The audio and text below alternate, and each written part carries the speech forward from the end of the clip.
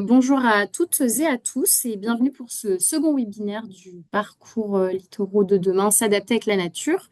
Donc pour rappel, pour ceux qui n'étaient pas présents au premier webinaire d'ouverture donc du 5 juin dernier, donc c'est un parcours qu'on propose et qui s'inscrit dans le cadre du projet Life Artisan coordonné par l'Office français de la biodiversité et en partenariat avec le projet Life Adapto Plus et le Conservatoire du Littoral. Donc à cette occasion-là, on vous propose un parcours qui est composé donc d'une série de webinaires thématiques autour des solutions fondées sur la nature en contexte littoral, ainsi que des visites de sites dans tout l'Hexagone ainsi que dans les territoires d'outre-mer. Et l'objectif de ce parcours, c'est de vous apporter à la fois des temps de sensibilisation et d'apports théoriques sur les SFN en lien avec l'adaptation au changement climatique et de pouvoir vous proposer des retours d'expérience concrets sur le terrain pour découvrir des projets sur site et pouvoir échanger aux côtés des acteurs locaux. Donc, le webinaire d'aujourd'hui a pour thématique les politiques publiques face aux risques littoraux. Et donc, nous allons voir comment les politiques publiques actuelles intègrent donc les solutions fondées sur la nature dans les stratégies de gestion du trait de côte. Et pour cela, nous avons avec nous aujourd'hui trois intervenants qui agissent donc à différentes échelles d'action. Donc, je vais les passer en revue rapidement et je vous laisse vous présenter les intervenants. Donc, on a Mathilde Fromage. Tu peux te présenter, Mathilde? Bonjour à tous, donc Mathilde Fromage, chargée de mission adaptation des territoires littoraux au changement climatique au sein de la direction de l'eau et de la biodiversité. Merci. On a également donc Olivier. Je te laisse te présenter. Bonjour, Olivier Lozagmer. Donc moi, je suis chargé de mission gestion intégrée des zones côtières et donc notamment gestion du trait de côte à la région Bretagne. Donc, bonjour à tout le monde. Merci. Et puis donc Nicolas. Bonjour à tous, je suis Nicolas Castaille, le directeur du GIP Littoral en Nouvelle-Aquitaine, et merci pour l'invitation. Merci beaucoup. Donc, je vais vous rappeler un petit peu le déroulé de ce webinaire-là. Donc, on va avoir ces trois interventions qui vont s'enchaîner donc avec une première présentation autour donc, de la stratégie nationale en faveur des solutions fondées sur la nature sur le littoral. Qui va ensuite permettre de dérouler le fil vers l'action de la région Bretagne en faveur des SFN dans le même domaine toujours de la gestion du trait de côte. Et enfin, une présentation autour de la gestion des risques littoraux et des stratégies qui sont déployées à l'échelle locale avec donc le GIP Littoral Nouvelle-Aquitaine. Pour ce qui concerne en ce qui concerne le fonctionnement du webinaire sur Zoom, donc vos micros sont coupés aux participants, mais vous avez la possibilité d'interagir dans la boîte questions-réponses et nous pourrons donc répondre à vos questions au fur et à mesure du webinaire et vous pourrez adresser donc vos questions aux intervenants qui y répondront. Et donc, sans plus attendre, j'arrête le partage de mon écran pour te laisser, Mathilde, la main sur la présentation. Et je te laisse partager ton écran. Envoyer une demande, du coup. C'est bon, normalement, je viens d'accepter. Ok. Ouais. Est-ce que vous voyez Pour l'instant, non. ça? Ça arrive. Ça arrive. Est-ce que je peux mettre en grand écran? Là, on voit le format présentation que toi, tu Ouais. dois avoir sur ton écran. Je vais essayer de modifier ça. Ça va être mieux comme ça. Hop. Là, Normalement, on c'est peut bon. toujours... Ouais, là, c'est bon. Super. Ok. Donc, bah alors je démarre avec l'objectif de vous présenter au-delà de la stratégie nationale, c'est un peu le cadre général, au cadre national en faveur des solutions fondées sur la nature littorale. Et donc ce que je vous propose, vous me dites si vous voyez bien le passage de diapo. C'est bon, je pense. Ouais. Ce que je vous propose, c'est d'abord de vous présenter le plan national d'adaptation au changement climatique et surtout comment il fait référence ou comment il se réfère au SFN.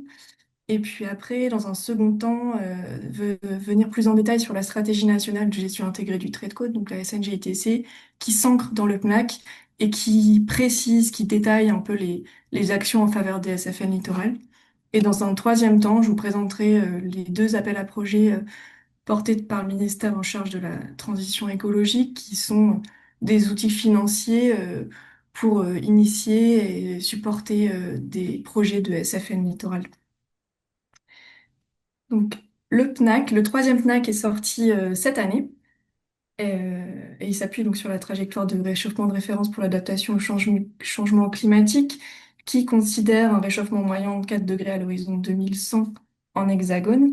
Et l'objectif de ce PNAC, en tout cas, il synthétise, il intègre, il met ensemble un ensemble d'actions en faveur de l'adaptation au changement climatique dans euh, énormément de domaines d'activité différents. Donc, il se structure en 5 axes: protéger la population, assurer la résilience des territoires, des infrastructures et des services essentiels, adapter les activités humaines, protéger notre patrimoine naturel et culturel, et mobiliser. Dans ces 5 axes, on a 52 mesures qui s'articulent autour de ces 5 axes, et deux en particulier concernent les SFN littorales. Donc je vous propose qu'on aille plus en détail sur celle-ci. Euh, D'abord la mesure 4, qui porte sur la protection de la population aux conséquences du recul du trait de côte, et qui commence avec sa première action concrète par identifier et on va dire et souligner l'importance de poursuivre le développement des projets de gestion souple mettant en œuvre des SFN pour limiter le recul du trait de côte, les inondations et protéger la zone littorale.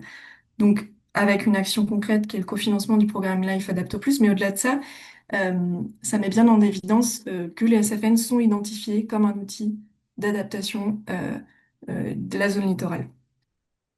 Et puis, la deuxième action de cette mesure 4, plus indirectement, fait aussi référence au SFN en se référant cette fois-ci à la stratégie nationale de gestion intégrée du trait de côte que je vais vous présenter après et qui précise plus en détail toutes ces actions en faveur du déploiement des SFN. La deuxième mesure qui porte sur les SFN, c'est la mesure 20. Elle porte sur l'ensemble des SFN sans distinction de territoire ou d'enjeu. Et elle décline également une série d'actions en faveur de leur déploiement. Donc d'abord en proposant de mettre en place un cadre commun de comparaison SFN et solutions grises. Ensuite de structurer une filière de l'offre de SFN, notamment via la feuille de route de l'ingénierie écologique qui a été, il me semble, publiée ou en tout cas annoncée il y a quelques jours et qui fait référence aux SFN tout en les distinguant bien des solutions de génie écologique. Et puis après, il y a un ensemble d'actions qui sont sur la connaissance, sur l'animation régionale, sur les SFN, également sur la sensibilisation, la formation, la communication, et puis aussi l'accompagnement des maîtres d'ouvrage, des porteurs de projets, et finalement le financement, qui sont des grands axes, des grandes orientations qui sont inscrites dans le PNAC, et donc qui sont vouées à, voilà, à donner, on va dire, de l'élan, et qui se base ou s'appuie également sur les programmes LIFE, donc Artisan, LIFE, Adapto Plus, notamment si j'en viens sur la sensibilisation ou bien également les référents territoriaux, etc. Donc voilà, pour avoir une vue d'ensemble, ce PNAC identifie bien les SFN comme des solutions et puis donne un certain nombre d'orientations, d'actions en faveur de leur déploiement. Maintenant, on va aller un peu plus en détail sur les SFN littorales et ce que dit la stratégie nationale de gestion intégrée du trait de côte, dont la première version est sortie en 2012 et qui visait à donner un peu des orientations pour une gestion résiliente, durable des territoires littoraux. Il y a eu plusieurs révisions et actuellement elle est encore une fois en cours de révision pour intégrer les apports de la loi climat et résilience et puis les effets du changement climatique avec l'augmentation des phénomènes extrêmes et l'élévation du niveau de la mer. Donc normalement, elle devrait être mise en consultation très prochainement. Et donc, ce que je vais vous présenter juste après, c'est la stratégie telle qu'elle a été pensée et qui potentiellement est encore vouée à évoluer un peu suite à la consultation. Donc cette stratégie, elle se structure en 5 axes. Le premier porte sur la connaissance, avec notamment les réseaux d'observatoires du trait de côte, les enjeux d'acquisition de connaissances et l'usage de nouvelles technologies, la mise en place de plus d'interdisciplinarité et puis des sujets de diffusion et d'accès. Le deuxième axe porte sur plutôt l'engagement des territoires avec la mise en œuvre de cartes locales, stratégies locales, je pense qu'on en entendra parler un peu après. Euh, le troisième axe porte sur les outils d'adaptation que sont la recomposition spatiale, les SFN, et puis aussi une réflexion sur la pérennité des ouvrages. Et puis les axes D et E donc, portent d'une part sur la mobilisation, la sensibilisation des acteurs, et puis le financement de l'adaptation des territoires littoraux, donc globalement. Moi, ce que je vous propose encore une fois, c'est de faire un focus sur ce qui se dit sur les solutions fondées sur la nature en zone littorale, donc qui fait l'objet d'une action au sein de cette SNGITC et qui se structure en deux étapes. La première, c'est une volonté, une velléité d'initier et de valoriser les SFN à travers l'impulsion des démarches, ce à quoi répondent les appels à projets du ministère qui visent à soutenir notamment les démarches des collectivités territoriales et renforcer leur montée en compétences en termes d'ingénierie et de portage de projets de SFN. Et puis aussi les soutiens aux initiatives telles que les LIFE ou Artisans, Adapto Plus, etc. Initier et valoriser passe aussi par un enjeu de démontrer et d'évaluer les apports des SFN avec une action qui vise à déployer des méthodes d'évaluation des SFN pour mettre en évidence leurs apports en termes de réduction des risques côtiers, adaptation des territoires, intégration au territoire, et puis voilà, identifier l'éco-bénéfice, les coûts. Et dans ce cadre-là, il y a aussi une action qui vise à mettre en place une évaluation des projets lauréats du second appel à projet que je vais vous présenter juste après, et potentiellement sur la base, ou en tout cas en s'inspirant de travaux de recherche, notamment le projet Adaptom, qui était un projet d'évaluation des projets de SFN en Outre-mer, et qui se structure autour de trois piliers que sont quelles ont été les conditions favorisantes de ce projet SFN, quelles sont ses capacités de réduction des risques, et puis quelles sont les externalités de ces projets. Dans un troisième temps, l'enjeu, c'est aussi de valoriser les actions et fédérer les acteurs sur ces projets, donc avec une action qui vise à identifier et promouvoir une plateforme commune de retour d'expérience, et puis également de renforcer une communauté d'acteurs nationale, autant sur la SFN littorale, mais pas que. Et là encore, derrière ces actions, il y a bien en tête de s'appuyer sur les démarches portées par les Life Artisans et Life Adapto Plus qui visent justement à consolider, créer, animer, en tout cas initier cette mobilisation commune et puis partagée autour des SFN littorales. Donc après cette première étape d'initier et valoriser, la deuxième étape, c'est d'outiller dans la durée et de pouvoir généraliser ce type de solution avec deux grandes parties. L'enjeu, c'est bien de valoriser et capitaliser sur les productions des opérateurs en termes d'outils d'aide à la décision, de méthodes d'ingénierie technique, réglementaire et financière. Donc là encore, on pense à la boîte à outils de Life Artisan, mais également les volontés de construire une méthode d'ingénierie hein, dans le Life Adapto Plus, puis aussi se baser sur d'autres initiatives, la recherche également. Et puis, le deuxième temps, c'est bien d'amplifier et structurer ce qu'a nommé ici une filière SFN. Dans l'idée, c'est de rendre lisible, rendre explicite qu'est-ce que sont ces solutions, comment elles sont, quelle est la cohérence entre elles, euh, quasiment sous forme peut-être même voilà, une des manières de faire peut être de bien les identifier, de faire un peu des fiches solutions ou de comprendre ce qu'elles peuvent apporter et comment elles s'articulent. Et puis, pour terminer, dans la mesure où les SFN sont par nature localisés, en tout cas ancrés à un territoire et intégrés à un territoire, euh, a été remis l'action de maintenir des référents SFN à une échelle territoriale pour permettre une animation, on va dire, en cohérence avec les enjeux territoriaux. Voilà, je suis allée vite, mais ça permet d'avoir une vue d'ensemble finalement de ce que sont les plans, les stratégies au niveau national, comment ces documents ont un peu une fonction ensemblière de ce qui se fait et visent aussi à coordonner les actions actuelles et à venir, et puis à les orienter, les impulser dans les différentes dimensions, quoi. Et pour finir, je propose maintenant de vous présenter les deux appels à projets qui sont portés par le ministère en charge de la transition écologique et qui sont là des outils financiers pour initier, impulser, favoriser les projets de SFL littoral. Donc, il y a eu un premier appel à projet donc, sur la période 2019-2023 qui s'était nommé des solutions fondées sur la nature pour des territoires littoraux et résilients. Et 9 projets ont été lauréats, dont 7 ont bénéficié d'un soutien financier à hauteur d'1 million d'euros de subvention. Et dans ces projets, il y avait trois types, on va dire, de la restauration dunaire, la reconnexion, pardon, terre-mer, et puis des projets de renaturation littorale. Et en guise de petit intermède visuel, je vous présente des images de 3 de ces projets. Le premier, donc en haut à gauche, dans le Gard, était un projet de renforcement du cordon dunaire pour éviter l'érosion côtière, l'érosion dunaire, avec un changement sur l'évolution des accès, une modification des stationnements et puis des travaux pour protéger la dune, recharger en sable et puis sensibiliser sur les fonctionnalités de cet écosystème.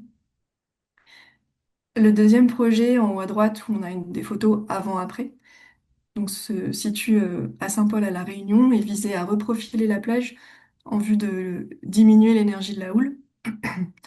Et notamment, donc là, il y a eu un gros projet de replantation d'espèces endémiques pour lutter contre les espèces envahissantes. Et il y avait une grande dimension également de sensibilisation et de pédagogie avec la participation de scolaires à ces replantations.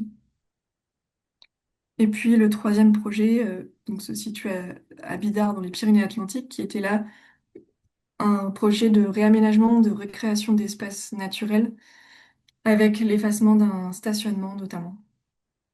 Donc voilà, trois projets hein, pris parmi d'autres. Il y a toute une brochure de récits de site qui est accessible sur Internet si vous voulez avoir plus de détails. Il y a une exhaustivité des projets menés pendant ce premier appel à projet. Et suite à ce succès, on en est arrivé au second appel à projet, donc 2024-2029, qui s'intitule Des solutions fondées sur la nature pour adapter les territoires côtiers à l'érosion, dont les lauréats ont été sélectionnés puis annoncés donc, en fin d'année dernière. Donc, on a 12 lauréats avec un petit nouveau dans les types de projets, que sont la restauration de petits fonds marins. Vous voyez à côté la carte, en tout cas de localisation de tous ces lauréats et qui bénéficie au global d'une subvention de 2,5 millions d'euros. Donc là, on en est encore au début hein, de cet appel à projet. Et dans ce cadre-là, il y aura prochainement la publication d'une brochure de présentation des lauréats avec voilà, une présentation de chaque projet avec l'identification des enjeux, les solutions envisagées. Et puis, au-delà d'un soutien financier, dans ce deuxième appel à projet, il y a aussi la velléité ou la volonté d'animer une communauté de porteurs de projets, alors peut-être également en lien avec les autres démarches en cours. Et puis aussi, comme je disais tout à l'heure, de mettre en place un suivi et puis d'évaluer à terme ces projets en termes voilà, d'efficacité, de bénéfices, d'ancrage territorial. Voilà, je pense que je suis allée un peu vite, mais j'espère que c'était pas trop rapide. J'espère aussi que ça vous donne au moins un cadre général de la manière dont c'est pensé au niveau national. Et puis la suite donnera un autre regard. N'hésitez pas à poser des questions. Merci beaucoup Mathilde. Donc pour l'instant, on n'a pas de questions dans la boîte à questions, mais n'hésitez pas effectivement à les poser directement et puis Mathilde pourra y répondre soit tout de suite si on en reçoit dans l'immédiat, soit sinon elle y répondra par écrit et, euh, et on va pouvoir donc enchaîner et laisser la parole donc à Olivier pour nous présenter l'intégration des SFN à une autre échelle, donc à l'échelle de la région Bretagne. Donc Olivier, je te laisse projeter. Alors, j'ai juste une question avant dans le chat. Donc, je vais la poser. La question s'adresse donc à Mathilde. Je coupe juste ton micro, Olivier, parce qu'il y a des petits échos en attendant de poser la question. qui anime la communauté dans le cadre de la paix 2024-2029. Alors là, c'est encore, ben, ça va être notre bureau, en l'occurrence, alors pas tout seul, mais l'enjeu, c'est que ça va sans doute partir de nous. Les choses vont se lancer, je pense, à l'automne. Là, pour le moment, on était vraiment sur le lancement des projets et ça va arriver.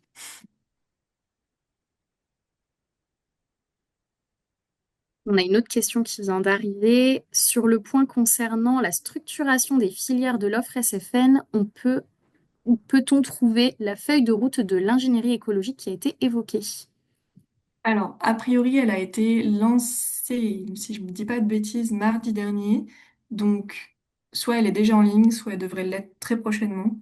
Et je pense sur le site du ministère, elle sera accessible.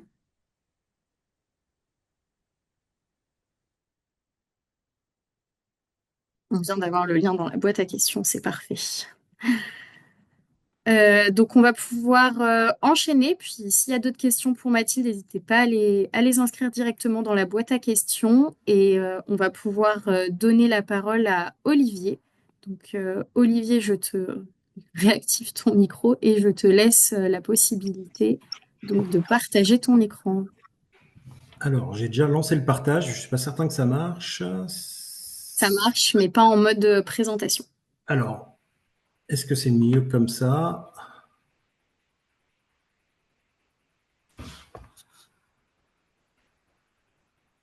Là, on voit toujours. Ah, je me suis mis en présentation pourtant. Alors, Peut-être que dans le partage, tu changes la fenêtre de partage. d'accord. Alors, ouais, sauf que quand je me mets en présentation, j'ai plus le.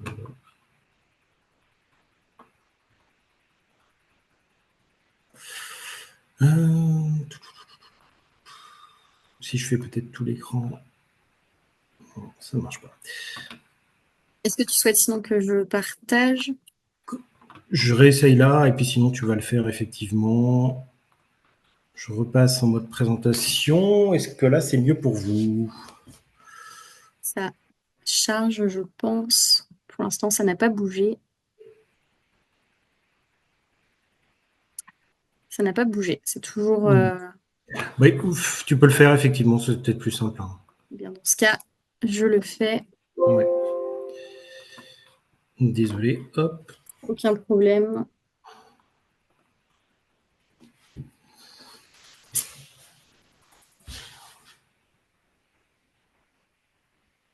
Tac. Est-ce que vous voyez tous l'écran? Olivier, tu vois les slides s'afficher? Oui, oui, c'est bon.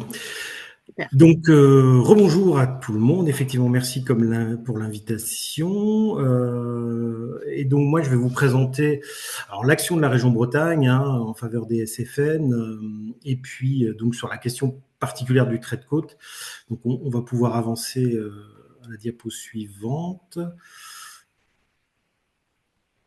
Donc, bon, pourquoi on met en œuvre des SFN, mais on l'a dit sûrement déjà finalement de manière un peu implicite, mais c'est qu'on voit que face aux phénomènes que l'on subit actuellement, eh bien, on a tout un tas de dommages qui sont causés sur le trait de côte. Alors, je vous ai simplement mis notamment deux particuliers qui concernent particulièrement, notamment la Bretagne, les sentiers côtiers qui sont attaqués, mais ça arrive aussi évidemment dans d'autres régions. Et puis des dégâts dans les ports. Ici, le port régional du Conquet, en bas à droite, qui avait subi de gros dommages il y a 1 an et demi. Et puis, évidemment, la submersion marine, l'érosion, qui sont les phénomènes que l'on connaît. Mais donc, c'est à partir de là, par rapport à ces solutions, donc on va pouvoir avancer la diapositive. Et face à ce qui nous est prédit dans les années à venir, que différentes solutions ont été envisagées. Là, je vous ai rappelé juste les chiffres développés par le CEREMA en 2004, donc en 2030, 2050 et 2100, avec le nombre de logements, en l'occurrence ici menacés par le recul du trait de côte. C'est à peu près les mêmes chiffres pour la submersion marine, c'est à peu près souvent les mêmes territoires. Chez nous, en Bretagne, les deux phénomènes, submersion et érosion, se confondant très souvent. Et donc, vous voyez notamment un département comme l'Ille-et-Vilaine, qui a pourtant un littoral assez peu important en termes de kilomètres par rapport aux 4900 kilomètres de côte du littoral breton, eh bien, 16 000 logements quasiment menacés en 2100, et puis dans les autres départements quand même, des chiffres aussi relativement inquiétants. Donc par rapport à tout cela, évidemment, depuis quelques années, les collectivités développent un certain nombre de politiques. Alors, Madame Fromage nous a présenté ce qui se fait notamment au niveau national à travers les SFN, mais les régions aussi et les départements, les EPCI, évidemment, à travers la GEMAPI, se sont emparés peu à peu de ces questions. Donc on va un petit peu avancer. Voilà, donc parmi les 4 grandes solutions qu'on a l'habitude, nous, de présenter, notamment aux élus locaux, c'est évidemment toujours la protection, parce qu'il y a beaucoup d'ouvrages, alors notamment en Bretagne, mais sur l'ensemble du littoral français. Ici, vous avez un confortement d'ouvrages dans le secteur de Port-la-Forêt, où il y a un très grand port de plaisance, en haut à gauche. L'adaptation, évidemment, là, c'est une photo que j'ai volée à nos collègues de la baie de Somme, à Cailleux-sur-Mer. On voit que le rez-de-chaussée de l'immeuble a été adapté, et donc il n'y a pas de pièces de vie au rez-de-chaussée pour faire face notamment à la submersion marine. Et puis, ce qu'on connaît de plus en plus, l'effacement d'enjeux, la renaturation, et éventuellement, quand on peut le faire, parce que c'est relativement complexe, de la relocalisation. Donc en bas à gauche, vous avez un collège privé qui est en phase d'être racheté par la commune de Guissény dans le Nord Finistère, qui devrait être démoli dans les années à venir. En train d'essayer de voir au niveau financement comment tout ça peut s'organiser. Donc ça rappelle évidemment, même s'il n'y a plus évidemment d'habitants dans ce collège depuis longtemps, mais ça rappelle notamment l'exemple du Chignal ou l'exemple de la Benne, je crois aujourd'hui chez Nicolas, où il y a des projets comme ça d'effacement d'enjeux. Et puis ce que peut-être vous avez vu dans la presse récemment avec les 2 premières maisons qui ont été démolies près du Guilvinec en Bretagne, à Tréfiagat, du fait des risques à la fois d'érosion et de submersion auxquels ces maisons sont contraintes. Et puis alors effectivement, la 4e solution, qui est peut-être la plus récente, encore que, c'est travailler avec la nature ou développer des solutions fondées sur la nature. Et donc c'est de cela dont je vais vous parler un petit peu précisément. Donc on peut avancer, Anaïs. Voilà. Donc nous en Bretagne, on a en gros 3 axes dans notre politique régionale. On a des orientations communes avec l'État, qui est une sorte de feuille de route qu'on a élaborée en 2023 et qui a été approuvée avec l'État début 2024. On a des projets FEDER, qui est le principal outil financier que l'on utilise. Alors actuellement, on en a 4 sur le trait de côte, 2 sur l'observation, j'en reparlerai rapidement, et puis 2 sur, on va dire, la gestion. Et on a, alors c'est modeste par rapport à d'autres régions, notamment la Nouvelle-Aquitaine, mais actuellement, on a contribué à financer 3 stratégies locales de gestion du trait de côte, mais on en a 1 ou 2 autres qui ont été élaborées au niveau intercommunal et communal en Bretagne. Et actuellement, on a un nouvel appel à projet FEDER qui vient, on va dire, en complément ou en tout cas en parallèle du fonds vert de cette année pour essayer d'en avoir un certain nombre d'autres à nouveau et qui permettent aussi, on le verra, de développer des SFN donc à travers ces stratégies locales. Et puis l'outil finalement qui va à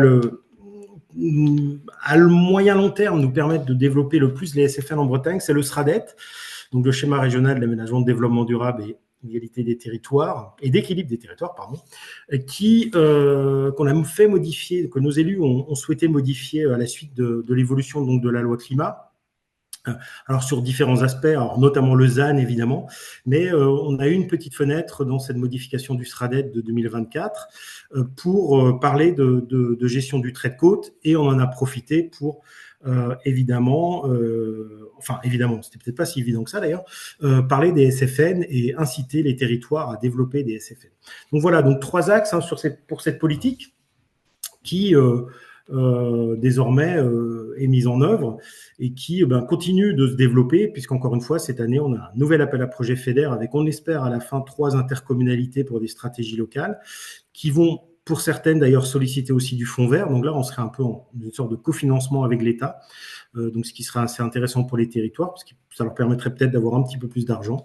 Et puis donc le SRADET, dont je vais parler sur la diapo suivante, Anaïs, s'il te plaît. Voilà, alors je vous ai remis en tant que juriste un schéma pour vous faire un petit peu mal à la tête, mais c'est pour bien vous replacer finalement tous ces documents, notamment dans la partie centrale, avec le SRADET qui, évidemment, est compatible avec, j'ai envie de dire, l'ancienne stratégie nationale, mais a priori, je pense qu'il est aussi compatible avec la nouvelle que nous a présentée Madame Fromage, donc qui, lui, donc s'impose aux stratégies locales, même si elles n'ont pas véritablement d'effet juridique, mais c'est toujours intéressant d'avoir une cohérence entre ces différentes approches. Et évidemment, le SRADET, il s'applique aussi au SCOT. Et donc, les SCOT doivent être compatibles avec le SRADET. C'est une des flèches vertes que vous voyez. Et donc, c'est à travers cela qu'on a voulu jouer pour que, comme vous le voyez au-dessus, alors j'ai mis évidemment que la partie du SRADET, là, de la règle du SRADET qui concerne les SFN, mais il y a évidemment aussi des éléments sur la relocalisation, sur les cartes d'érosion à 30 ans, 100 ans, on incite les SCOT à les intégrer également, à les prendre en compte. Mais donc, sur les solutions fondées sur la nature, vous voyez que nos élus ont choisi de les mettre en premier, puisque l'idée, c'est d'avoir des orientations d'adaptation au recul du trait de côte en privilégiant partout où c'est possible. Donc, c'est quand même vraiment une double idée de mettre ça en avant et de le faire à chaque fois qu'on le peut. Eh bien, les solutions fondées sur la nature. Et ensuite, effectivement, on a les solutions, on va dire, plus classiques de la protection, mais qui pour nous vient en dernier, c'est-à-dire lorsqu'on ne peut pas faire autrement, mais uniquement à travers les protections existantes et éventuellement de manière exceptionnelle une nouvelle protection, par exemple pour un port ou un espace très très urbanisé. Alors, on pourrait penser à la ville de Saint-Malo, par exemple, que tout le monde connaît, ou à la ville de Concarneau, qui sont des villes-ports, ou la ville de Brest également, mais même si la topographie est un petit peu différente sur Brest. Mais en tout cas, voilà, envisager les protections en dur de manière exceptionnelle, privilégier partout les SFN, et puis aussi préparer la relocalisation, donc dans le cadre de la recomposition spatiale de nos territoires littoraux. Donc, on va pouvoir avancer. Il faut quand même beaucoup de modestie sur ces sujets, beaucoup d'humilité. Là, vous avez un exemple d'une commune dans le Nord Finistère qui n'a rien demandé à personne, qui n'a pas demandé de financement, qui n'a pas demandé d'appui d'ingénierie, qui a développé son projet un peu toute seule. Elle a finalement fermé la route que vous voyez, alors qu'on devine sur la première photo du haut, on voit un camion qui remonte la route, là, plutôt à droite de la photo. Donc, cette route a été fermée. Le parking que vous voyez sur la photo du haut en front de mer a été lui aussi fermé, a été reculé et a été bien sous-dimensionné par rapport à ce qui était auparavant. Vous avez aussi un cours d'eau qui sort à peu près là sur la moitié droite de la photo du haut, qui lui a été complètement réouvert. C'est ce qu'on voit finalement sur la photo du bas.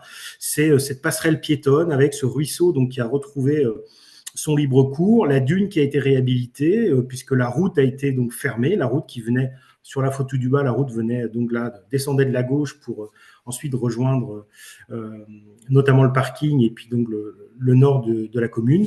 Et donc voilà, un projet sur une commune juste au nord du Conquet, au nord du Finistère.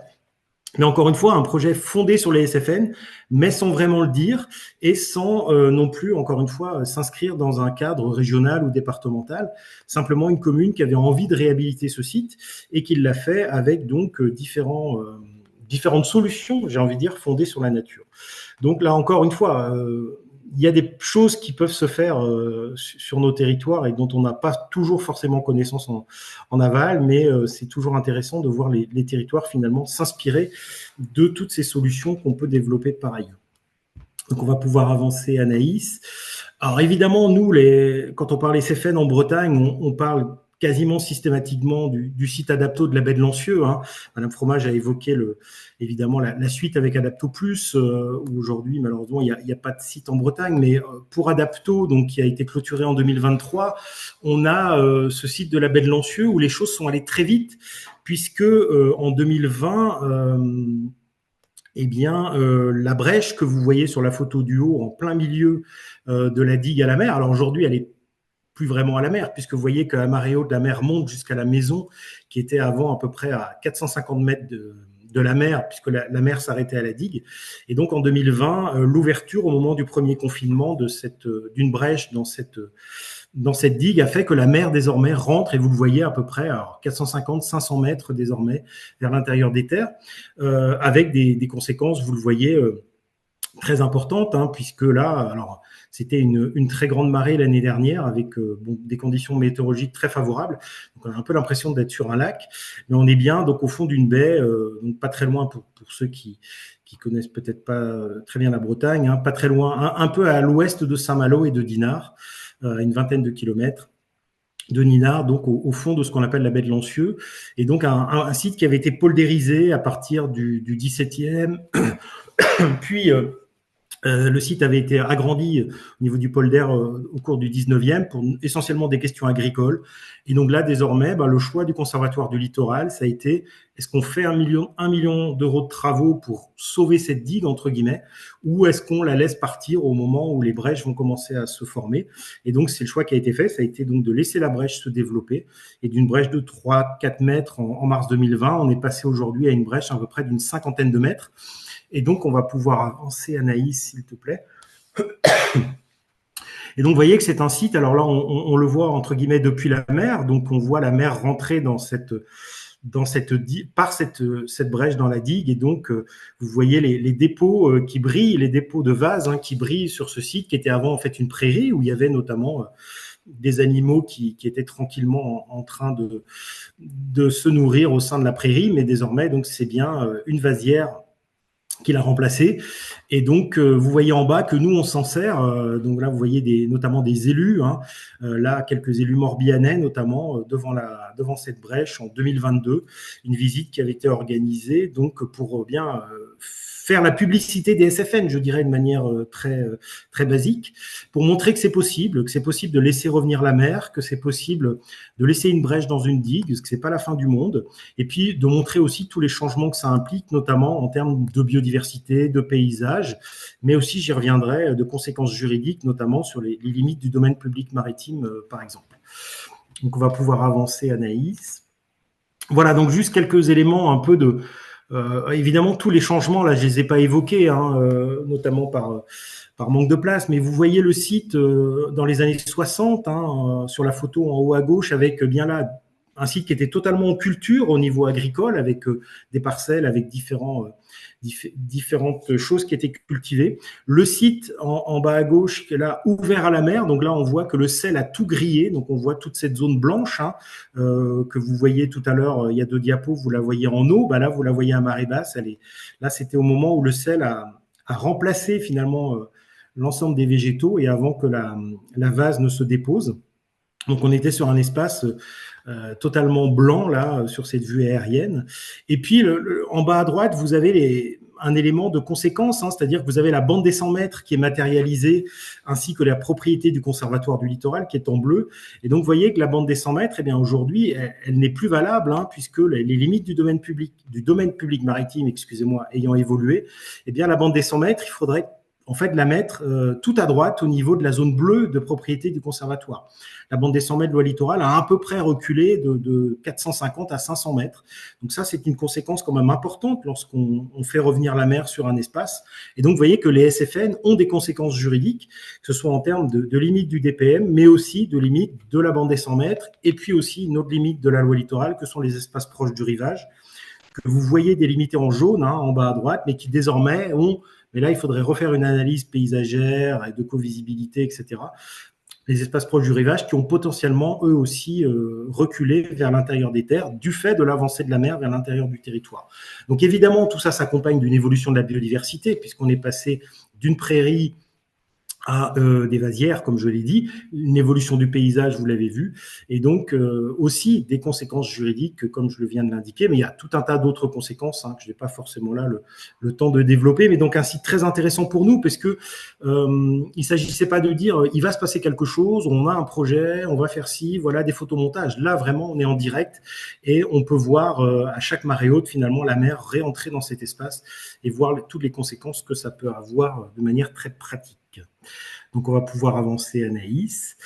Alors, un autre aspect de l'action des SFN en Bretagne, sachant que la région en Bretagne n'était pas comment dirais-je, partenaire hein, dans le cadre de ce qui s'est fait sur la baie de Lancieux, puisque c'est bien dans le cadre du projet Adapto et que c'est bien une initiative du Conservatoire du Littoral et de la commune et de l'intercommunalité qui ont vraiment porté ce projet. Nous, j'ai envie de dire, Région Bretagne, on s'en sert un petit peu comme une vitrine avec l'appui du Conservatoire qui nous accueille à chaque fois de manière très intéressante avec des explications toujours pertinentes, notamment de Gwenal Hervouet, du numéro 2 du Conservatoire en Bretagne, pour expliquer l'historique du site et monter tout ce qui s'est passé. Donc pour nous, c'est vraiment un beau site laboratoire qui nous permet de montrer à nos élus sur les autres territoires bretons, et pourquoi pas, si d'autres personnes d'autres régions veulent y venir, hein, on peut aussi vous y accueillir avec le Conservatoire pour vraiment voir comment mettre en œuvre des SFN et comment tout ça, finalement, se met en place au fil du temps. Là, c'est vraiment, par contre, une action directe de la région. C'est à travers un projet FEDER qui s'appelle Adalid Braise, que vous pouvez retrouver sur Internet. Vous avez trois exemples de fascicules qui ont été réalisés dans le cadre de ce projet, qui est en train de se terminer, qui est mené par l'Université de Bretagne Sud.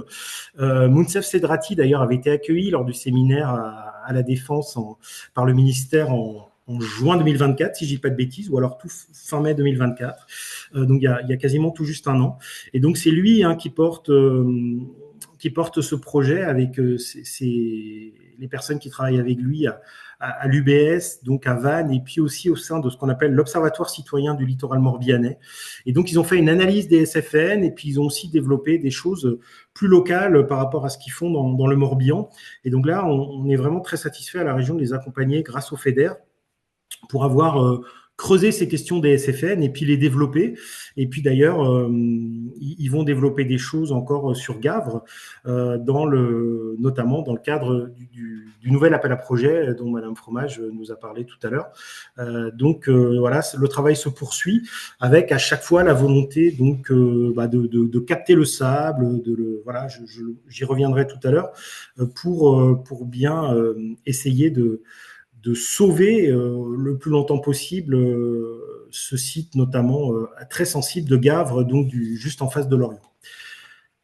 Donc, on peut avancer, Anaïs. Voilà, donc une des actions alors qui est assez intéressante parce que c'est ce que je voudrais un petit peu montrer dans la fin de cette présentation, c'est que les SFN, finalement, elles s'accompagnent de tout un tas de choses et ici, notamment d'observation citoyenne. Alors, vous avez le système COSNAP en haut à droite, qui est assez classique désormais, hein, mais que l'UBS en Bretagne a contribué à développer à l'échelle nationale et évidemment locale chez nous. Et puis à gauche, d'abord, vous avez tout simplement la reconstruction de la dune du haut de plage, avec notamment l'utilisation des algues qui sont sur la plage et qui permettent bien d'avoir une pousse végétale beaucoup plus rapide et plus intéressante dans les ganivelles qui sont installées. Alors, vous voyez qu'ils sont installés par des casiers. Alors, on va dire qu'il n'y a rien de révolutionnaire là-dedans. Il y a plein d'autres territoires qui le font. Ce qui est particulièrement intéressant à Gavre, c'est que vous avez 10% de la population, il y a une population de 600 personnes, vous avez 10% de la population qui font de l'observation et qui contribuent aussi, vous le voyez, à créer alors, l'Université de Bretagne Sud appelle ça des algobox, à créer ces petits espaces où on met des algues et donc ce qui va permettre donc ensuite d'être recouvert par le sable qui est capté de manière, le sable, l'érosion éolienne, hein, donc le sable va venir se déposer et donc la végétation grâce aux algues va revenir plus rapidement. Et donc là, vous avez donc en bas à droite bien 10% de la population de Gavre, donc une soixantaine de personnes sur les 600, qui tout simplement, grâce à ce maître de chantier, eh bien viennent mesurer la hauteur de sable et ensuite le reportent donc à l'université, donc d'abord à travers un carnet, comme vous le voyez là, puis ensuite de manière informatique, ce qui permet à l'université de récupérer des données. Et donc, ça permet un suivi avec différents niveaux hein, qui sont placés sur, soit là on le voit des ganivelles, mais aussi sur différents autres éléments du site.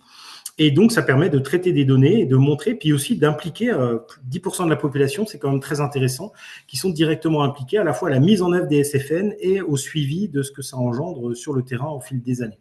Voilà.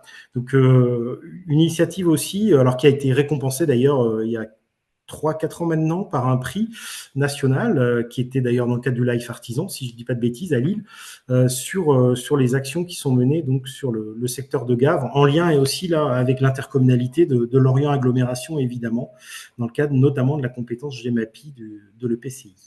Donc on peut avancer, Anaïs. Voilà. Et puis, pour conclure, je voudrais vous montrer un exemple qui lie à la fois SFN, relocalisation, et je trouve que c'est finalement peut-être un peu l'avenir. J'aurais pu parler de Quiberville, hein, les Normands qui sont connectés, je pense, ça va peut-être leur rappeler ça, c'est-à-dire qu'on a plusieurs choses qui sont finalement mises en avant par rapport aux 4 solutions que j'évoquais tout au début de mon propos, c'est-à-dire à la fois là, de la relocalisation, puisqu'il s'agit de déplacer dans le petit secteur 1 que vous voyez, eh bien, de déplacer un centre nautique, notamment une école de surf, de le déplacer donc dans un ancien sémaphore, que c'est le secteur 2. Donc ça, c'est vraiment de la relocalisation. Mais évidemment, dans le secteur 1, la galerie commerciale qui apparaît en violet et la base nautique qui est en rose vont être démolies dans les années qui viennent. Hein. Le Conservatoire du Littoral a notamment racheté l'ancienne galerie commerciale. Ce que vous voyez à gauche du petit 1, ce sont des blocos qui, voyez déjà sont déjà tombés de la dune au fil du temps avec l'érosion. Et donc, toute cette zone va être renaturée, donc sur la base de solutions fondées sur la nature. Toute cette zone 1 va être renaturée dans les années à venir, va être déconstruite. Et donc, c'était quand même pas suffisant, j'ai envie de dire, de mettre en œuvre des SFN, puisqu'il fallait essayer de relocaliser notamment l'école de surf. Et donc, on va pouvoir avancer, Anaïs, donc sur le site numéro 2. On avait un site qui était finalement en friche, squatté, tagué, vous voyez, vraiment pas très joli. Donc là encore, il y a eu des opérations de débroussaillage assez importantes. Et vous voyez, aujourd'hui, le site est en train d'être réhabilité donc pour accueillir. Alors comme c'est un ancien sémaphore, il est plutôt en hauteur, donc on est plutôt tranquille en termes de submersion et d'érosion pour les décennies qui viennent. Et donc là, on a finalement on fait marcher plusieurs choses en même temps, c'est-à-dire qu'on a des SFN au départ avec la renaturation du site initial, qui va donc un espace dunaire qui va être entièrement recréé par rapport aujourd'hui au béton et au bitume qui existent. On a une relocalisation donc sur ce site, et puis on a une reconquête d'une friche, puisqu'on voit bien que entre les deux photos, les choses se sont largement transformées. Et puis on a du ZAN, puisqu'on ne recrée que très très peu de mètres carrés supplémentaires, donc on permet aussi finalement de rentrer dans la politique du ZAN en récupérant donc ces bâtiments qui étaient délaissés, mais qui étaient finalement formidablement bien placés, et donc pour relocaliser donc cette école de surf, ce centre nautique. Pas très loin, on est à peu près à 700-800 mètres du site initial, en plus avec des plages qui se prolongent sur plusieurs kilomètres. Et donc, voilà. Donc là aussi, pour montrer que comme à Gave, où on est sur observation citoyenne et SFN, là, on a un projet qui lie différentes choses et qui permet voilà, de relocaliser, de mettre en œuvre des solutions fondées sur la nature et puis de reconquérir une friche. Et puis, je pense qu'on doit être au bout de la présentation. Voilà. Merci. Merci beaucoup, Olivier. J'arrête le partage pour le moment. Et je pense qu'on a des petites questions dans la boîte à questions qui sont arrivées pour toi. Donc, on en avait une première, mais il y a eu une réponse déjà de fait. C'était: d'où proviennent les données concernant le nombre de logements menacés par le recul du trait de côte en 2030, 2050, 2100? C'est bien l'étude du CEREMA qui, donc, le lien a été mis dans la réponse directement. On vous la rend publique, comme ça vous y avez accès. Et on a 2 questions pour toi, Olivier. Donc la première, qui devait faire sûrement référence à un des exemples que tu as présenté, c'est: comment les agriculteurs ont-ils eu des compensations pour ces terres agricoles perdues? Oui, alors juste sur le CEREMA, effectivement, moi les chiffres que j'ai tirés, c'est les chiffres qui sont à la fin des deux documents du CEREMA. Ce sont des tableaux, et donc que j'ai mis tout simplement intégrés à une carte. Donc vous ne les trouverez pas sous forme de cartos, notamment concernant la Bretagne. Ce sont bien des chiffres qui sont dans des tableaux. Alors moi je n'ai pris que les logements, mais il y a aussi le nombre d'hectares, il y a aussi les campings, voilà, même des équipements publics, etc. Donc des chiffres beaucoup plus complets. Mais c'est vrai que généralement, notamment aux citoyens, quand on parle de logement, ça leur parle davantage que de leur parler de kilomètres de route ou de kilomètres de réseau enterrés. Et concernant les agriculteurs, oui, du projet de la baie de Lancieux, alors il y a eu un travail avec la SAFER et qui a permis, j'ai envie de dire, de relocaliser les animaux, de retrouver quelques pâturages, mais c'était pas non plus au niveau agricole quelque chose d'énorme, hein. Il y avait, voilà, on n'était pas sur des choses qui remettaient en cause. Alors, je ne sais pas d'ailleurs s'il y avait que des agriculteurs qui étaient concernés. On sait aujourd'hui qu'il y a quand même beaucoup de gens qui peuvent avoir des chevaux ou des moutons sans être agriculteurs. Donc voilà, mais c'est un travail qui a été fait par le Conservatoire du littoral avec la SAFER pour retrouver des espaces à pâturer un peu plus haut et en arrière sur la commune de Bossey-sur-Mer, puisque j'ai parlé de la baie de Lancieux, mais la commune concernée est bien la commune de Bossey-sur-Mer, qui est une commune nouvelle dans ce secteur. Merci beaucoup. Et on a une deuxième question, donc posée par Clémentine Le Petit. Donc la question, je te la lis. Les actions généralement présentées de mise en œuvre de SFN sur le littoral concernent uniquement des espaces naturels. Est-il possible d'utiliser les SFN sur les zones urbaines? Exemple du bourg de certains villages où les maisons ont parfois été construites sur la dune directement. Alors, je ne sais pas si je suis le plus compétent pour répondre à ça. C'est peut-être d'ailleurs des gens de l'UICN, du Life Artisan, du Conservatoire qui travaillent plus sur les SFN qui pourraient y répondre, mais ou l'Agence bretonne de la biodiversité d'ailleurs, que je salue, qui travaille beaucoup sur le sujet. Moi, j'ai plutôt une approche assez ouverte là-dessus, et c'est pour ça que je voulais montrer le projet de Guidel là, un petit peu à la fin, c'est-à-dire que bon, effectivement, quand on démolit, quand on renature, je pense qu'on peut très clairement parler de SFN, mais on voit bien que ça peut être lié à d'autres choses. Je parlais de Quiberville, hein, où il a été nécessaire de créer un pont dans la digue-route pour pouvoir laisser réentrer la mer dans l'espace. Et derrière, très clairement, on va être sur des SFN, puisque l'ancien camping de Quiberville, a été démoli. Donc, c'est de l'espace renaturé de manière très claire et où en plus, la mer va entrer petit à petit. Donc, on voit bien que de plus en plus, j'ai l'impression que sur certains projets, alors il y en a certains qui sont vraiment espaces naturels, mais qu'on va être un petit peu sur des projets mixtes. Et donc,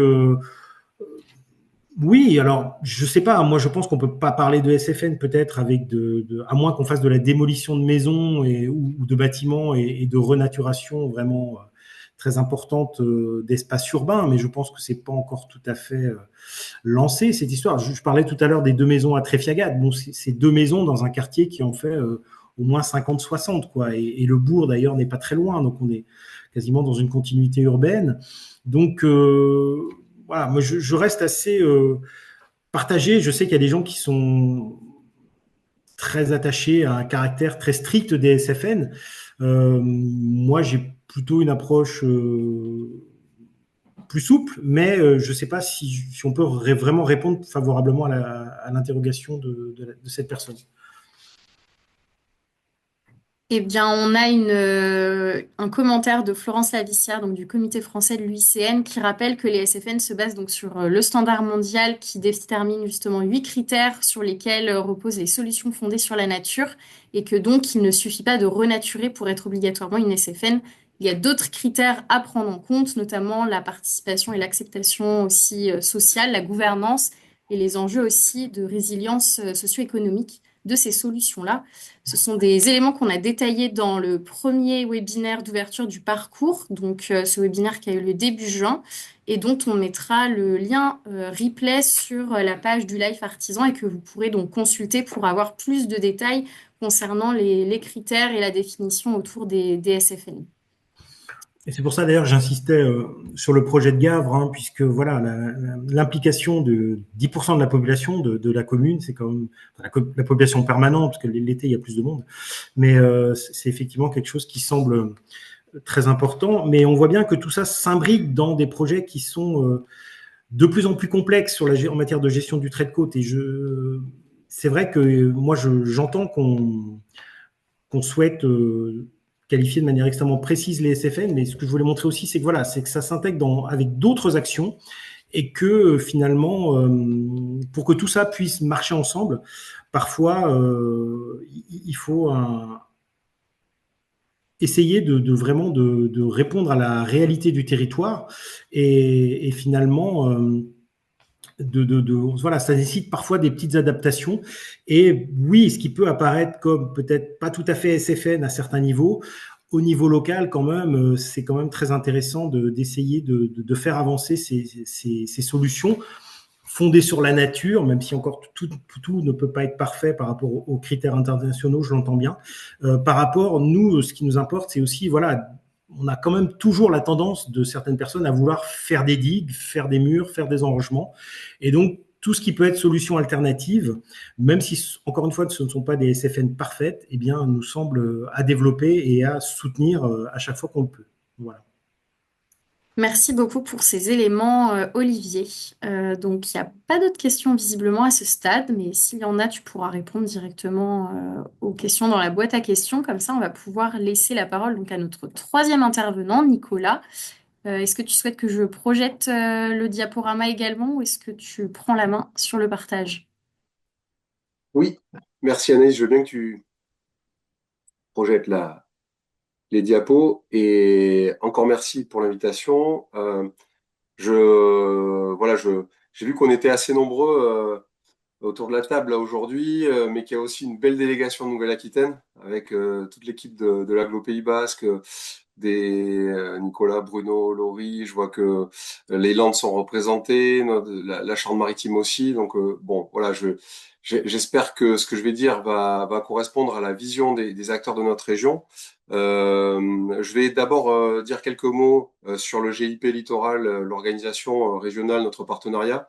Et puis ensuite, je passerai à la présentation de la stratégie régionale et son application sous forme de stratégie locale. Je pense que les choses ont été assez bien préparées puisqu'on va vraiment être dans un enchaînement d'idées. Moi, je vais essayer aussi de présenter des études, enfin des situations dans des secteurs un peu plus urbanisés et ça va amener, je pense, une prolongation des discussions sur concepts et pratiques et mise en œuvre, etc. Voilà. Donc, je suis impatient de pouvoir échanger avec les personnes présentes. Le GIP littoral, donc sur la diapo suivante, on voit la carte on voit sur la carte le périmètre d'intervention du GIP, qui est un outil de réflexion qui a été constitué en 2009, étendu, prolongé pour 10 ans en 2021. C'est un outil à durée de vie limitée qui va fonctionner jusqu'en 2030. L'objet initial était la mise en cohérence et la mise en application de principes de préservation d'aménagement durable du littoral régional. Le tout a été mis sur le papier collectivement par l'ensemble des membres dans un projet qui s'appelle Littoral 2030, qui vise la réussite de la transition du littoral régional. Je ne vais pas parler des 4 axes du projet, plutôt vous dire sur quelle thématique on intervient. Le GIP est souvent mobilisé sur les questions de planification littorale, d'aménagement durable du littoral et de gestion intégrée du littoral. Voilà, pour résumer les choses. Et notre fonctionnement se fonde principalement sur l'existence d'une équipe technique d'une petite dizaine de personnes qui est à disposition des membres pour aider à produire de la connaissance utile à l'ensemble des membres. Il faut que ce soit sur des sujets littoraux en lien avec les missions dont je viens de vous parler. Et puis, il faut que ce soit, si possible, dans une approche la plus opérationnelle possible pour que ça puisse se traduire par des changements concrets pour les habitants, les visiteurs de nos beaux territoires. Sur la diapositive suivante, vous avez non pas la liste de nos partenaires, mais c'est vraiment la liste, enfin la présentation de l'ensemble de nos membres, puisque pour constituer cet établissement public, euh, bon, il y a une petite prouesse qui a été réussie à l'époque dans les années 2010. L'État, la région, tous les départements de notre région et la totalité des intercommunalités de notre région ont décidé d'adhérer. Avec la finalisation de ce partenariat en 2021, puisque la totalité de la Charente-Maritime a décidé d'adhérer. En tout, c'est 6 agglomérations, 10 communautés de communes, en plus des 4 départements. Donc voilà, et dans une logique exhaustive, puisque la totalité des territoires sont membres. J'ai mis aussi les logos des partenaires clés du GIP, notamment le BRGM et l'Office national des forêts sur notre thématique. D'une part, qui porte l'Observatoire de la Côte Nouvelle-Aquitaine, qui est un outil indispensable sur lequel reposent beaucoup de nos actions, et puis évidemment le Conservatoire du littoral, par son rôle en tant que propriétaire et de mise en gestion d'espaces littoraux. Évidemment, les actions du conservatoire sont suivies de près, et notamment tout ce qui a été fait au niveau national avec Adapto, maintenant Adapto Plus. Sur la diapositive suivante, pardon. Alors là, on a je suis allé très vite sur l'outil, mais ça me semblait intéressant de rappeler le qui fait quoi dans notre région en matière de gestion des risques. Pour aboutir à la mise en place de stratégies de gestion de la bande côtière, nous avons travaillé collectivement tout d'abord sur un diagnostic régional, sur la définition d'une sensibilité à l'érosion côtière. Alors là, sur la partie gauche de la diapositive, vous voyez des chiffres qui commencent à dater un petit peu, mais qui donnent une bonne illustration des dynamiques à l'œuvre. On a des reculs qui vont de 1,50 m à 2,50 m en moyenne par an sur les côtes sableuses des Landes et de la Gironde. On a eu des reculs qui ont pu monter jusqu'à moins 25 mètres sur un hiver, sur une succession de tempêtes. Et puis à 2050, on est plus sur un recul moyen estimé à plus de 50 mètres. Le diagnostic avait été fait à l'échelle de l'Aix-Aquitaine, a été ensuite actualisé à l'échelle de la Charente-Maritime, et ça nous a permis d'aboutir à une sensibilité régionale qui est détaillée dans la diapositive suivante, qui chiffre un certain nombre de valeurs, de nombre d'enjeux et de valeurs d'enjeux menacés par l'aléa qui a été défini. Donc, je vais pas entrer dans les détails, mais ça me semble intéressant de dire qu'à l'horizon 2050, vous voyez sur les cercles en bleu le nombre de logements et la valeur associée menacée sans prise en compte des ouvrages de protection. On atteint plus de 6 000 logements pour 1,5 milliard de valeur de biens menacés par l'érosion côtière à 2050. Quand on compare ce chiffre au chiffre du nombre de logements et de la valeur des logements menacés en prenant en compte les ouvrages de protection, on descend on divise le tout par 10, mais, grosso modo, mais on est sur 660 logements pour 210 millions d'euros de biens impactés. Donc la question du changement de mode de gestion, de l'évolution vers des modes de gestion différents, en chiffres, à l'échelle régionale, ça donne ça. Et je parle que des logements, je parle pas des activités économiques ou des infrastructures publiques qui peuvent être aussi concernées. Ça se répartit d'une certaine manière d'un département à l'autre, c'est ce que présente la droite de la diapositive, mais j'entre pas dans les détails. Si vous voulez plus d'informations, il y a des pages ressources sur le site du GIP Littoral, vous pouvez trouver les rapports associés, l'ensemble des données.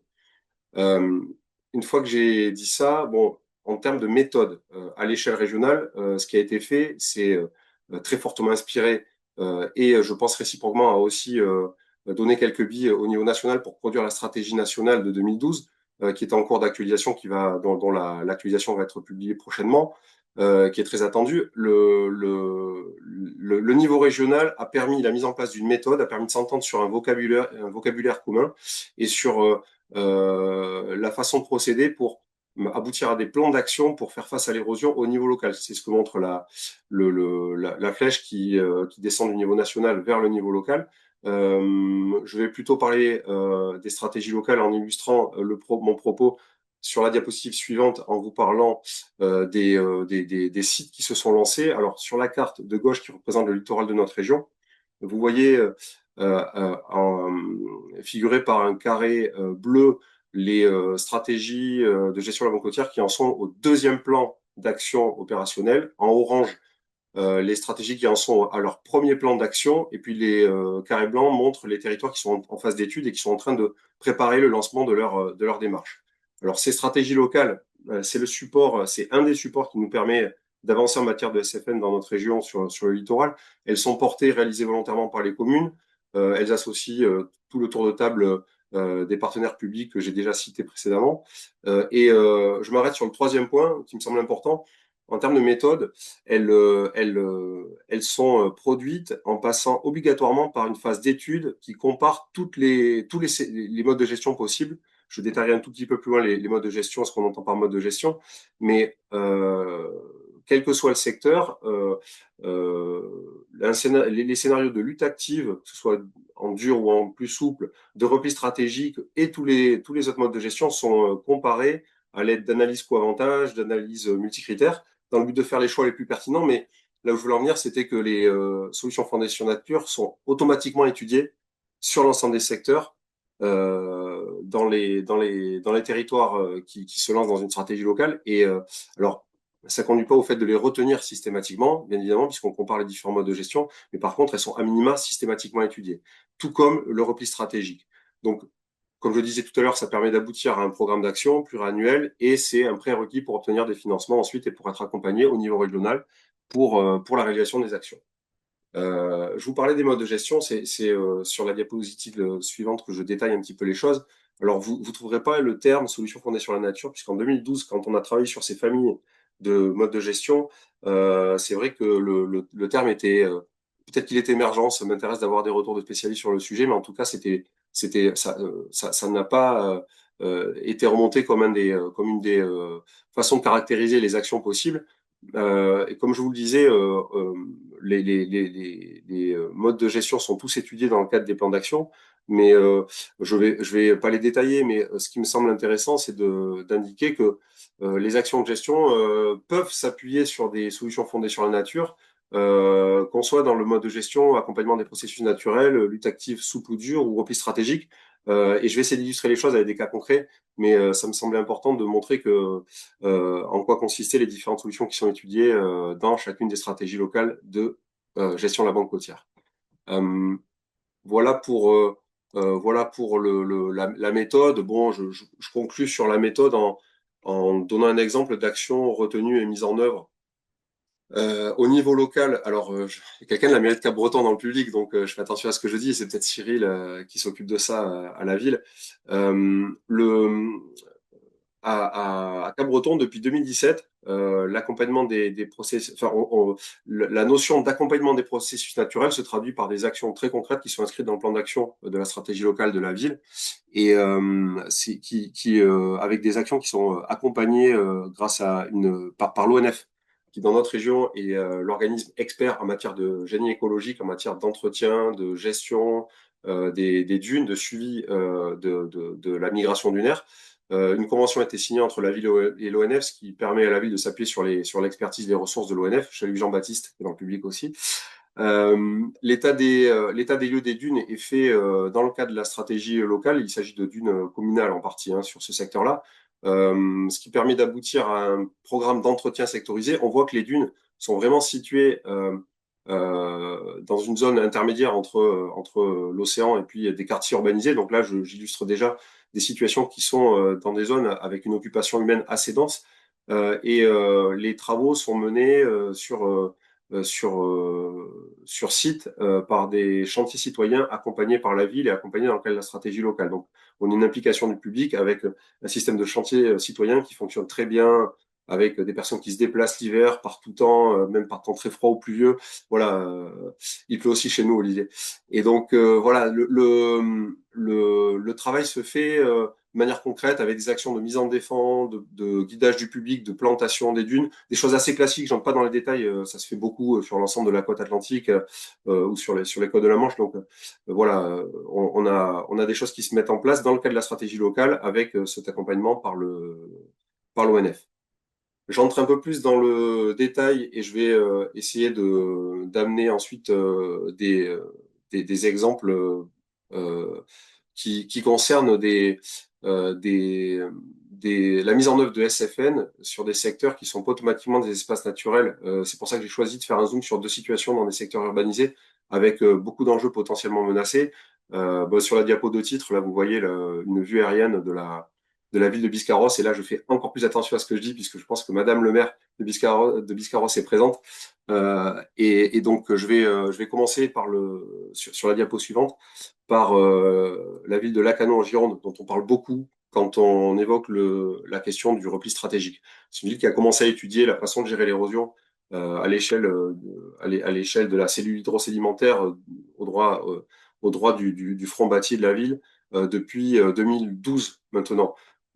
C'est une ville qui est en pleine transformation, en pleine phase de chantier, un chantier très lourd qui s'échelonne sur plusieurs années, qui a commencé il y a 3 ans maintenant, qui se fait plutôt l'hiver, hors saison touristique, et qui va se continuer sur les 2 prochaines années en fonction de ce qui va se passer aussi l'année prochaine. Mais ce qu'on peut dire pour illustrer les choses, et j'attire votre regard plutôt sur le secteur sud de la ville, alors qu'il se situe À droite de la diapositive, le sud est côté droit, où dans le plan guide, on voit assez bien figurer en vert des zones, des portions de dunes qui ont été renaturées. Alors, j'ai entendu les remarques tout à l'heure sur le fait que renaturer ne veut pas dire SFN. Je vais certainement faire des raccourcis. Moi, je suis pas un expert, mais en tout cas, sur le secteur sud de la dune, on le voit sur les deux photos qui comparent la situation avant et après, en bas à droite de la diapositive.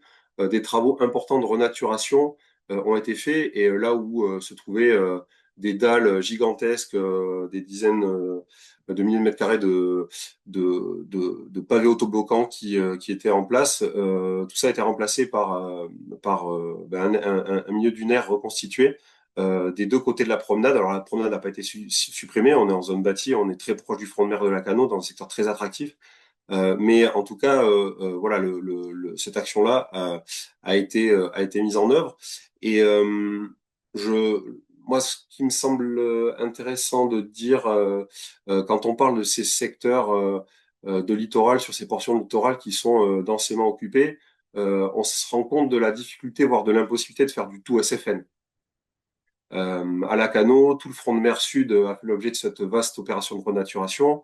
On est au contact immédiat de la ville, hein. On est vraiment sur un linéaire de plus de 500 mètres, mais vraiment entre plage et ville.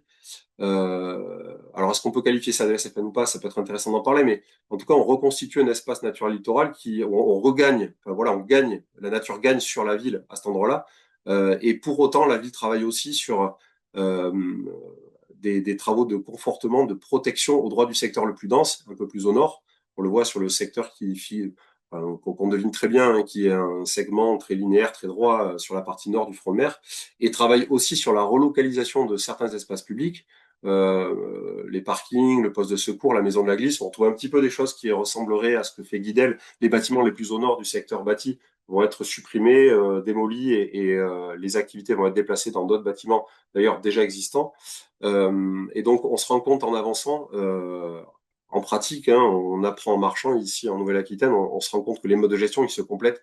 En réalité, on peut avancer sur la renaturation du secteur, mais sans perdre de vue que sur d'autres secteurs, on a un vrai risque et qui menace des biens, des activités. Et le scénario qui a été jugé le plus pertinent à d'autres endroits, ça va être la protection, tout en restant, si possible, dans une logique de trajectoire, sans s'interdire la possibilité de revenir en arrière ensuite, plus tard. Et donc, voilà. Je sais pas si ça répond à la question de la personne de Vendée de tout à l'heure, mais c'était un peu l'idée.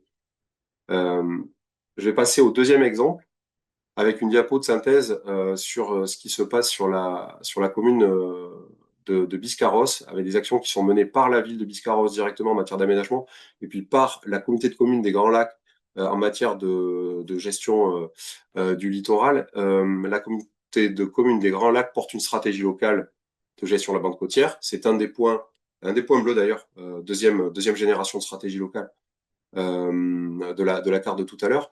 Mais la ville a aussi, à son niveau, voulu travailler sur une démarche d'aménagement durable des stations, qui est un appel à projet permanent qui permet aux stations balnéaires de penser leur devenir, de faire de la prospective, de définir un plan guide et d'intervenir sur des actions prioritaires. Évidemment, dans ces plans guides, on prend en compte l'érosion côtière et la ville se projette sur un avenir en tenant compte du recul du trait de côte. Le choix de la ville, qui est parfaitement cohérent et qui se traduit par la mise en œuvre des actions de la stratégie locale et par la ville en matière d'aménagement, c'est de mener une gestion du littoral qui s'appuie sur l'accompagnement des processus naturels, sur les secteurs naturels au nord et au sud, sur la lutte active souple sur la partie balnéaire avec des rechargements de sable sur les plages, sur la zone où le sable est déplacé. Et, pardon, et donc du repli stratégique sur un autre secteur. Cette diapositive illustre les travaux qui ont été menés sur la partie nord. Donc la partie nord, elle figure dans les planches en bas à gauche de la diapositive. Vous voyez un secteur qui est un secteur classique de dunes avec un processus de migration dunaire et avec beaucoup de sable qui passait à l'est, qui se déplaçait, y compris qui venait menacer les quartiers les plus au nord de la station.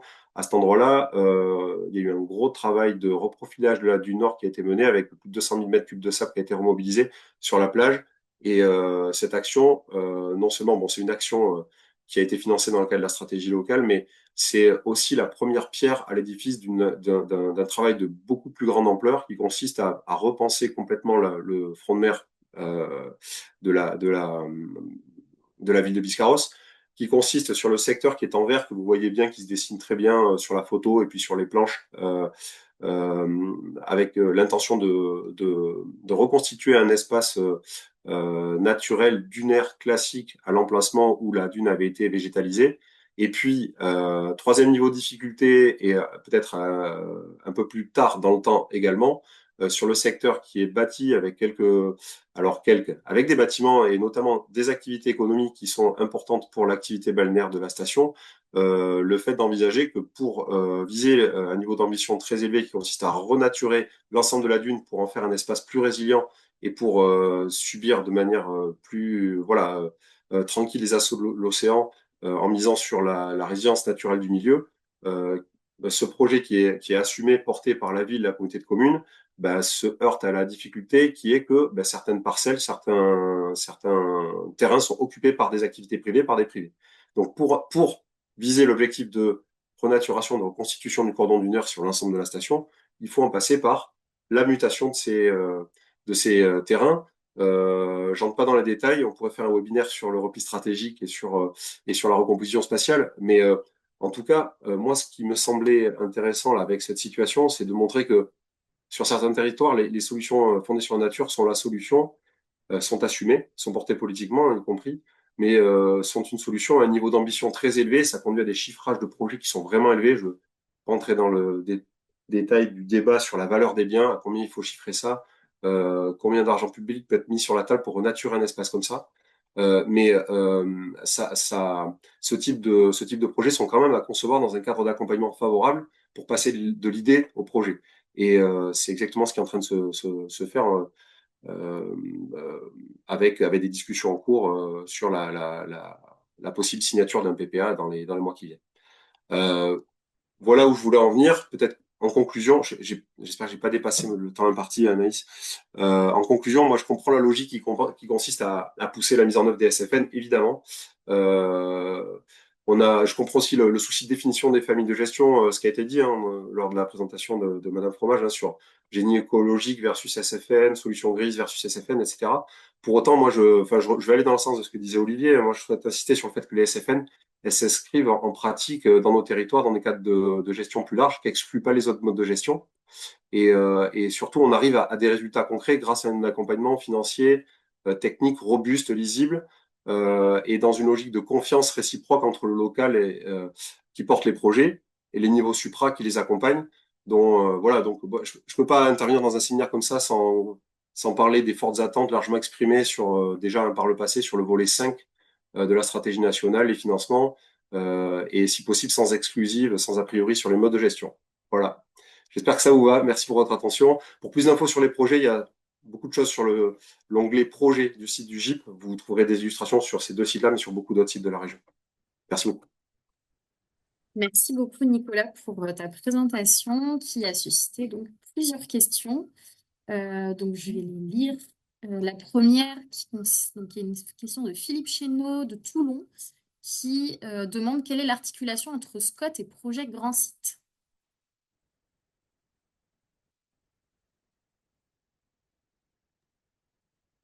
Pardon, je vais couper mon micro. Le Scott, projet de grand site, alors j'ai pas d'exemple précis en tête. On a l'articulation avec les Scott. J'espère que je réponds à la question. Je fais court, comme ça, si ça va pas, Monsieur Chénaud pourra peut-être préciser. L'intégration de l'aléa érosion dans les Scott, c'est quelque chose qui se fait. Chaque Scott et maintenant même chaque PLU, PLUI, dans des zones concernées par l'érosion, intègre l'aléa érosion. Sans avoir attendu la loi climat et résilience, c'est-à-dire qu'on a la donnée. Maintenant, avec la loi climat et résilience, on s'achemine dans les secteurs où il n'y a pas de PPR vers la définition des zones d'exposition à l'érosion côtière. Le travail est en train de se faire dans différents territoires, Pays Basque, Côte Basque, Sud des Landes, etc. Sur l'articulation entre ces projets-là et les projets de grands sites, alors on a peu de projets de grands sites sur le littoral régional. Il y a une opération grand site sur la dune du Pilat, où il y a eu une prise en compte de l'enjeu patrimonial naturel qui est la dune du Pilat dans la mise en œuvre des actions de gestion sur le secteur. La dune du Pilat vient juste au contact de zones urbanisées et donc il a été décidé notamment de réduire la taille d'un musoir, d'un enrochement pour limiter, pour réorienter l'encoche que provoquait cet enrochement sur la dune du Pilat pour gagner en confort et en marge de manœuvre côté espace naturel plutôt que côté urbanisation. Voilà, donc il y a des recherches d'articulation avec ces projets. On a une autre opération grand site sur la côte charentaise, sur les boucles de la Charente et sur l'estuaire de la Charente, qui est portée par la communauté agglomération Rochefort-Océan. Mais il n'y a pas encore d'action en matière de gestion de l'érosion à ce stade. Ils en sont encore au stade de l'étude, donc je ne peux pas en dire plus. Merci. J'enchaîne. Donc, la question suivante de Christophe Donnard. Quelle possibilité de SFN pour des grandes structures portuaires type grand port maritime? Euh, alors, sur ce sujet, je pense que je vais pas tourner autour du pot.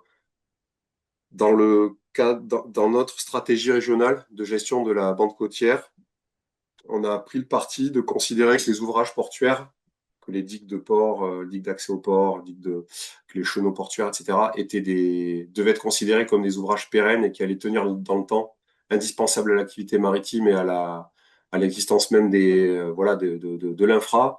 Donc, je ne sais pas s'il y a des exemples dans la salle de personnes qui peuvent envoyer des liens vers des choses qui se font dans les ports.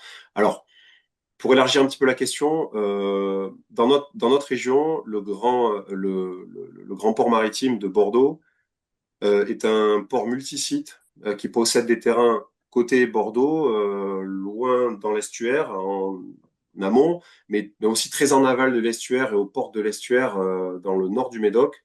On a des infras portuaires de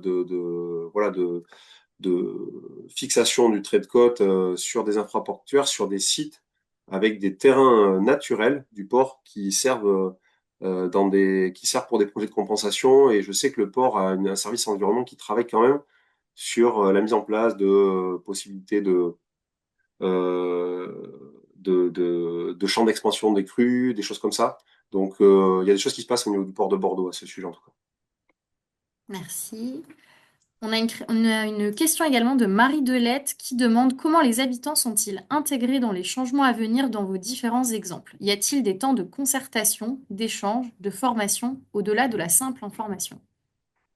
Euh, oui, c'est le cas. Les habitants sont intégrés. Alors, d'expérience, dans notre région, on constate que ça se fait mieux dans des vies, les portions de territoire, disons, à taille humaine, dans les petites villes, où les habitants sont plus facilement au contact des décideurs que dans les territoires avec une forte densité, beaucoup de monde, des grandes agglomérations. Mais je pense que mais d'un autre côté, les agglomérations, je pense à l'agglomération de La Rochelle, je pense à l'agglomération Pays Basque, qui, de leur côté, mettent en place des actions de sensibilisation qui sont tournées, ont plus de moyens aussi, et mettent en place des actions de sensibilisation qui sont tournées vers les scolaires. Il y a toute la dimension éducation à l'environnement qui passe aussi par les associations auprès des publics qui fréquentent les sites qui ont été aménagés, notamment des associations qui résident, qui sont locataires de sites du Conservatoire du Littoral dans notre région et qui font un travail de sensibilisation fantastique. Donc, il y a un travail qui se fait main dans la main, enfin, voilà, un travail main dans la main entre associations et pouvoir public à ce niveau-là. Maintenant, on peut faire mieux. On peut faire mieux et être de plus en plus dans des logiques de réelle concertation, voire de co-construction avant la prise de décision dans certains domaines. Je sais que la ville de Lacanau, sur un des exemples que j'ai utilisé, s'appuyait sur un panel citoyen, sur un groupe de personnes qui ont été associées à la définition de la stratégie de gestion de la banque côtière, mais aussi à la définition du PLU. Euh, donc ça existe. Ça existe, mais on peut aller plus loin et on peut généraliser. Merci. Je vois qu'il nous reste du temps, donc je prends encore les quelques questions qu'il reste à poser. Donc là, c'est moins une question, plus une confirmation donc de l'UICN toujours. Donc ce n'est pas parce qu'on garde des espaces pour le bien-être humain, comme la promenade dans le cas de Lacanau, dans des espaces renaturés que l'on ne peut pas être dans une démarche SFN. Donc, en effet, euh, notamment dans le cadre voilà, de l'amélioration continue du bien-être humain et de projets qui doivent servir en fait à plusieurs objectifs, à plusieurs intérêts, donc avoir un gain-net de biodiversité, mais également améliorer le cadre de vie des populations. Donc la prochaine question de Malvina Jucroix. Bonjour, en ce qui concerne les travaux en cours et à venir à Biscarrosse, préviendront la commune du recul du trait de côte jusqu'en 2100 / projection pire scénario à échéance, c'est bien cela. Alors je suis pas sûre de comprendre la question. Moi, je, je pense que je pense comprendre la question et je la trouve très pertinente. Il faudrait, sur chacun des sites qui ont été présentés, donner en détail présenter en détail la dynamique hydrosédimentaire, le fonctionnement réel du littoral sur le secteur concerné. Je dis ça parce qu'à Biscarrosse, on pourrait penser qu'on est sur une logique de recul linéaire euh, moyenné à entre 1 à 2 mètres par an est inéluctable. Or, on se rend compte que les choses sont impossibles à prévoir, y compris à court terme. La logique de recul, elle est là, elle est complètement partagée, assumée par les pouvoirs publics et partagée avec la population. Simplement, il y a des choses qui peuvent se passer qui sont assez particulières dans chacun des secteurs. On est aux portes de l'embouchure du bassin d'Arcachon, de l'exutoire de la grande lagune qui est le bassin d'Arcachon, qui a un fonctionnement hydrodynamique très particulier avec des phénomènes de mouvement de bancs de sable et de passes qui peuvent conduire à certains moments de l'histoire. Alors, on parle de cycles de 80 ans, au bout desquels les deux passes nord et sud du bassin d'Arcachon se rejoignent et font que certains bancs recollent à la côte ouest, au sud de l'exécutoire du bassin. Donc, il faut continuer de suivre et je pense que se donner des marges de manœuvre et recréer une forme de résilience grâce à une dune renaturée en ayant fait les calculs que ça permet d'être plus confortable jusqu'en 2050-2060, ça n'empêche pas de devoir suivre la suite et de devoir continuer à penser le temps d'après. Mais les calculs ont été faits à échéance 2050 à Biscarrosse. Et pour le 2100, les choses sont en train de se travailler, mais dans une logique de prévention des risques et en application de la loi climat et résilience. C'est un autre patent. Donc, pour faire les projets, 30 ans, c'est déjà un patent qui est difficile à partager, difficile à concevoir. Le projet a été conçu en se projetant à 2050. Par contre, le travail sur la prévention des risques à 2100 se fait aussi en parallèle, de manière articulée. Merci. Donc, je vois qu'on arrive au bout de l'heure et demie de ce webinaire. On avait une dernière question dans le chat de Simon Auville de l'EPF Normandie sur le recul en fait concernant les coûts des SFN et leur efficacité. Savoir un petit peu où en étaient les réflexions. Et je vois que Florence Lavissière de l'UICN a fait un renvoi vers une publication justement sur l'efficacité des SFN. Et il y avait une deuxième partie aussi dans la question qui était, en dehors des espaces publics, comment faire accepter aux populations le repli foncier que ces solutions peuvent engendrer. Entre parenthèses, les SFN portent en elles l'acceptabilité des citoyens. Les oppositions sont-elles importantes dès lors que les impacts se font sur le foncier privé? On peut enlever le point d'interrogation, il y a des oppositions. Enfin, alors, plutôt qu'une opposition, moi je parlerais de défense d'intérêt particulier face à l'intérêt général. En fait, on est dans des logiques on est dans des logiques là, comme dans les exemples que j'ai cités, où la personne est titulaire d'un acte de propriété, elle est chez elle. On va pas démolir son bien sans discuter avec elle de la possibilité de l'acquérir. Il y a le droit de propriété, tout ça vient en opposition de ce qui est d'ailleurs un droit constitutionnel, le droit de propriété. Et effectivement, ça passe dans ça devra passer dans certains cas par des logiques de préemption, voire d'expropriation. Et à partir de là, il y aura défense des intérêts particuliers face à l'intérêt général. Oui, effectivement, je pense qu'on peut enlever le point d'interrogation. Merci beaucoup. Donc, comme je le disais, on arrive sur la fin de ce webinaire, deuxième webinaire du parcours littoral. Donc, merci à nos trois intervenants pour leur riche présentation et pour leurs réponses aux questions des participants.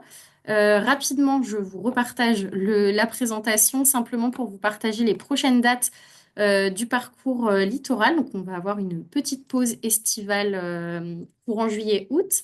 Et on se retrouvera donc à la rentrée avec le troisième webinaire de ce cycle sur la thématique plutôt des financements autour des projets de SFN. Donc, c'est un sujet qui a quand même été un petit peu abordé aujourd'hui et sur lequel on reviendra plus en détail dans ce webinaire-ci. Et également, vous partagez les dates des 3 prochaines visites terrain organisées dans les régions. Donc en Pays de la Loire, la visite aura lieu le jeudi 3 juillet, la semaine prochaine à Longeville-sur-Mer en Vendée, sur de la restauration de massifs dunaires. On aura également une visite terrain en Bretagne, à l'Armor-Plage, donc à Lorient Agglomération, à la rentrée, le jeudi 11 septembre. Et également une visite en Nouvelle-Aquitaine sur la réserve naturelle nationale Terre d'Oiseaux en Gironde. Donc les horaires sont à venir, mais vous pouvez déjà noter la date du jeudi 18 septembre. Et pour information, donc nous allons mettre à jour le programme du parcours littoral qui pour l'instant allait jusqu'à fin juin, début septembre. Nous allons vous le mettre à jour et vous partager donc les grandes séquences du programme du mois de septembre avant l'été et vous ouvrir les inscriptions pour que vous puissiez déjà réserver vos places à la fois pour les webinaires et pour les visites terrain. Donc, merci beaucoup pour votre participation et à très bientôt. Bel été à tous et à bientôt.